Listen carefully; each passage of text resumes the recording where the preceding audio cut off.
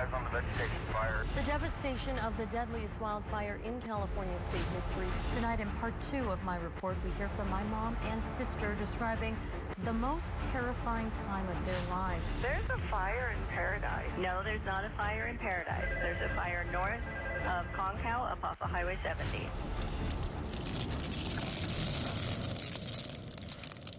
Tonight, we reflect back on the Camp Fire. The totality of what happened in Paradise still hasn't really set in for so many of us.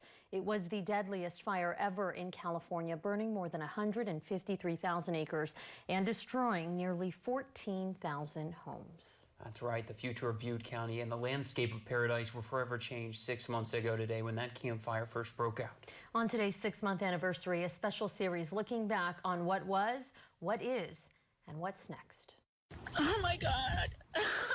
911, are you calling about the smoke? Yes. There's a fire north of Concal off of Highway 70. No danger to Paradise at this time, okay? I'm getting huge pieces All I can of tell ash. you is what I'm telling you, okay? There's more ash falling from the sky. We have big pieces of ash falling down everywhere. We have eyes on the vegetation fire. That community, some 20,000 people. And again, the fire has burned at minimum 1,000 acres, but I'm not even going to mention that estimate anymore because I have a suspicion has grown and grown far beyond 1,000 acres. There is no word on any containment. 1,000 vehicles in here. Reporter Megan Mackey is following the fire this morning. Cars are just bumper to bumper trying to get out. My family frantically trying to get out of Paradise as it burned down around them. It was frightening, and you're worried for your neighbors. Please, Lord Jesus, please be with us now. I hear there's only one exit from this area. It looks like it is, 8 o'clock at night. It has just been at a standstill. No one has been able to get out. We have 15 to 20 people that are trapped there off of Big Bend Road and Highway 70, and the flames and power lines are keeping anyone from getting into them. We're okay. We just gotta go.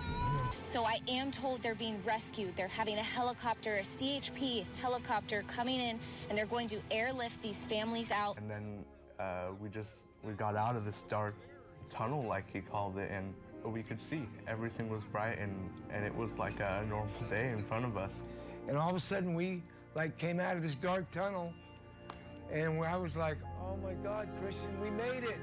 And I was up there during the evacuation. People ran out of gas because they didn't have their tanks filled up, and they had to abandon their vehicles on site, or they had mechanical issues. In many cases, other citizens allowed those folks to get in their car, and they transported them out.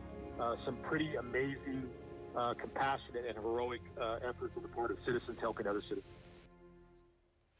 Despite its name, Paradise is far from that right now. With most of the population gone, the local economy is suffering. The mayor of the town says, according to a recent poll, only 51% of the fire victims intend to move back. That's right. And meanwhile, Paradise is in the process of rebuilding. Wayne Friedman giving us a look at that progress. If you visit Paradise 6 months after the fire, prepare for an attitude adjustment. It explains Elena and Scott Murray sitting in the bed of their pickup, relishing every move by a cleanup crew. So this is progress. It is a lot of progress, yes. They're the first people on Fern Lane to see debris of their house removed, and it happened only today. We're very happy to be able to come to our property and not see everything that we lost. What Paradise lost leaves little to the imagination. 86 people died here, 18,000 structures burned.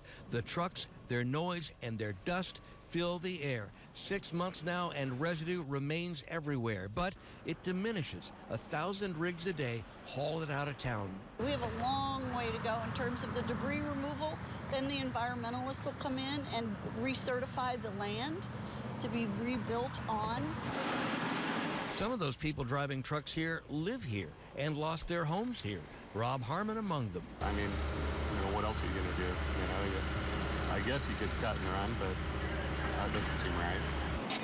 It is staggering. It is daunting. Everybody's got to eat. So when a local business reopens, that's cause for celebration.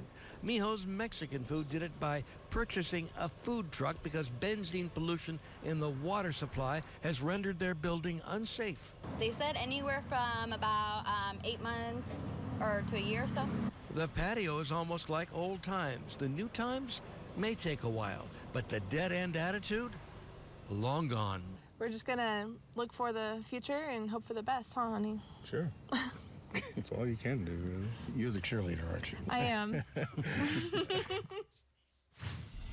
It's good to see smiles on people's faces even after 6 months right there. And since the Camp Fire 6 months ago to the day, there has been a greater emphasis on that better land management. In fact, 2 days after the fire, the president called the state's forest management poor. And today, those who oversee land management saw in person the devastation from the fire for the first time. Here's Jerry Lennon. Representatives from several agencies couldn't believe their eyes. This is breathtaking. It's incredible. It's tragic. The one-day tour conducted by CAL FIRE included, most notably, the 8 members of the Board of Forestry and Fire Protection, coming to Paradise to see, for the first time, a community destroyed. A CAL FIRE captain told me the message to these board members should be that while everyone loves trees, they shouldn't be hugged so tightly, especially when people's safety and lives could be in jeopardy. Kelly Jane DeAnda of the Butte Fire Safe Council put it more delicately. The thing that we're concerned about is increasing the pace and scale of the CEQA, which is the California Environmental Quality Act.